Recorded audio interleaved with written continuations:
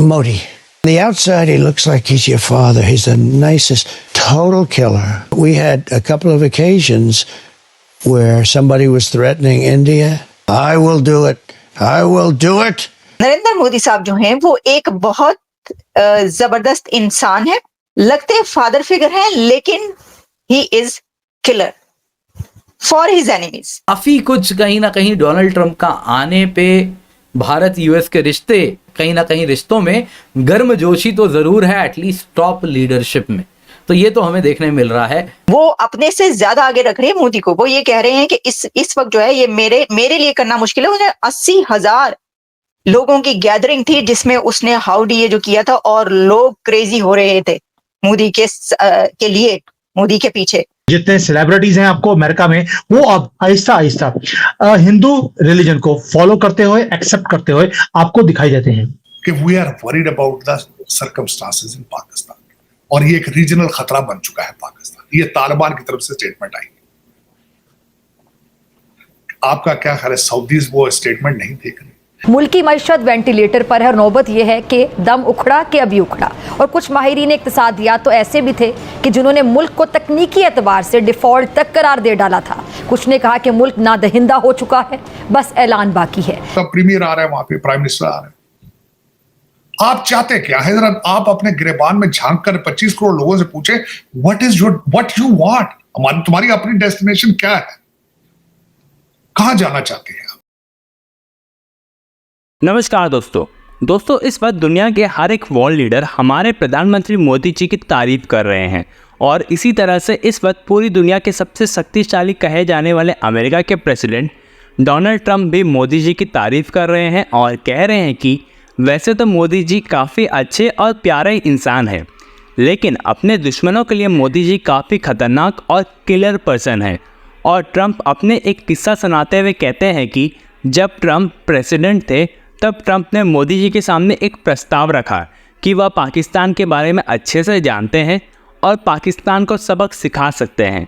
तो इस पर मोदी जी ने बड़े सीरियसली अंदाज में कहा कि नहीं, हम अपने दुश्मन को अच्छे से जानते हैं और 100 सालों से हम उन्हें हराते हुए आ रहे हैं, और अभी भी भारत पाकिस्तान को किस तरह से सबक सिखाना है वो अच्छे से जानता है और सबक सिखा कर ही रहेगा।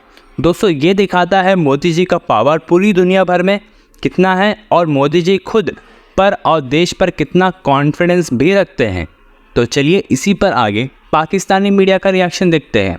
अगर आपको हमारा ये वीडियो पसंद आए तो वीडियो को लाइक करें, कमेंट बॉक्स में अपना विचार प्रदान करें और साथ में इस वीडियो को अपने दोस्तों के साथ भी शेयर करें। जो एंकर पर्सन है उन्होंने डोनाल्ड ट्रंप से ये सवाल किया कि आप ये बताइए कि आप जब प्रेसिडेंट थे तो उस वक्त आपकी बहुत ज्यादा लीडर्स जो है उनसे मुलाकातें हुई, मीटिंग्स हुई। तो ये जो लीडर्स, प्रेसिडेंट्स, प्राइम मिनिस्टर्स होते हैं, कुछ हमें हमारे साथ शेयर करें, कैसे हैं, कौन कैसा है, कैसा लगा आपको। तो उन्होंने जहां कुछ लीडर्स की बात की, वहीं पर मोदी साहब पर उन्होंने बड़ी डिटेल कन्वर्सेशन की है। और उन्होंने कहा कि नरेंद्र मोदी साहब जो हैं वो एक बहुत जबरदस्त इंसान है, वेरी नाइस ह्यूमन बीइंग। और उन्होंने कहा कि मोदी साहब एक फादर फिगर की तरह हैं, लगते आपको एक फादर फिगर की तरीके से हैं, बड़े ही डिसेंट, यानी उनका मतलब ये था बहुत डिसेंट, बहुत पोलाइट और बहुत लगते फादर फिगर हैं, लेकिन he is killer for his enemies उन्होंने नहीं कहा, लेकिन उन्होंने कहा, मैं आपको अभी जब आप देखेंगे वीडियो तो आपको पता चल जाएगा, उन्होंने कहा वो किलर है बंदा। किसके लिए? अपने ओपोनेंट्स और एनिमीज के लिए। फिर उनका ये कहना था कि इंडिया मोदी से पहले बहुत अनस्टेबल था और मोदी के आने के बाद उसने बड़ी तरक्की करवाई अपने कंट्री को, और कई एक ऐसी बातें। Modi he is a friend of mine and also the nicest human being. Before him being appointed as the Prime Minister, India was very unstable. On the outside, he looks like he is your father. He is the nicest and a total killer. फिर उन्होंने conversation में और कहा कि howdy Modi जो event हुआ था उसके अंदर in Texas in September 2019, when PM Modi addressed a large gathering of Indian Americans at Houston City's NRG Stadium, they did a thing called Howdy. Modi in Houston, Texas, it was me and him, and it was beautiful. It was gathering of around 80,000 people, and it felt like crazy. We were walking about. Today, maybe I won't be able to do something like that. He said, भाई ये बड़ी बात है ये confession करना. वो अपने से ज्यादा आगे रख रहे हैं मोदी को. वो ये कह रहे हैं कि इस वक्त जो है ये मेरे लिए करना मुश्किल है. उन्हें 80,000 लोगों की गैदरिंग थी जिसमें उसने हाउडी ये जो किया था, और लोग क्रेजी हो रहे थे मोदी के लिए, मोदी के पीछे. जितने सेलिब्रिटीज हैं आपको अमेरिका में, वो अब आहिस्ता आहिस्ता हिंदू रिलीजन को फॉलो करते हुए, एक्सेप्ट करते हुए आपको दिखाई देते हैं. इन सब चीजों के ऊपर बड़ी डिटेल में बात करेंगे, और इसको लेकर हमारे साथ दोबारा से उमेश जी हैं. अभी उमेश जी की मुझे लगता है लाइट चली गई है, क्योंकि जब आप नॉन बीजेपी गवर्नमेंट की स्टेट्स में होते हैं तो लाइट आनी और जानी वो तो अल्लाह के हाथ में होती है, भगवान वहां पे इंटरवीन नहीं कर सकता. तो आप समझ सकते हैं कि मैं किस तरफ इशारा कर रहा हूं. अब आते हैं कि सारा अमेरिका में मामला क्या है. सोमेश जी, जय सिया राम. जय Siya Ram. Sir, non BJP state में रहोगे तो ऐसा ही होगा, बिजली बार बार जाती रहेगी. बट बिजली यहां जा रही है नॉन बीजेपी स्टेट पे. अमेरिका में सनातन की बिजली ऑन होने वाली है. सर, कैसे देखते हैं ये पूरा अमेरिका आज भगवा कलर डाल रहा है? सर, अमेरिका में भगवा कलर अभी से नहीं हो रहा है, ये 1893 में हो चुका था, जब स्वामी विवेकानंद ने वर्ल्ड पार्लियामेंट ऑफ रिलीजियंस में 11 सितंबर को एड्रेस किया था.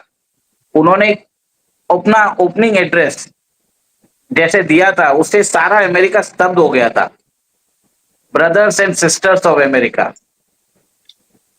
और इस तरह से जब उन्होंने बोला था तो उनको स्टैंडिंग ओवेशन मिला था. और उन्होंने ये भी बताया था कि ही represents all the Hindu class. Hinduism में जितने भी क्लास और सेक्स है, he is actually appealing from the basis of being a symbol of Hindu. और वो सैफरन क्लोथ्स पहनते भी थे. और उनके कारण अमेरिका में एक इंटरेस्ट आया मेडिटेशन के ऊपर, योगा के ऊपर. तो अमेरिका में 1893 से चालू हो चुका था. और आप आज अगर आप देखोगे 28% of the Americans today are non believers. मतलब 3 out of 10 Americans today do not believe in any religion. Atheism practice करते हैं. और वो जितने भी वो जो 30% जो मैं आपको फिगर दे रहा हूं, 28%, they are practicing meditation, they are practicing yoga, they are embracing the spiritual transformation.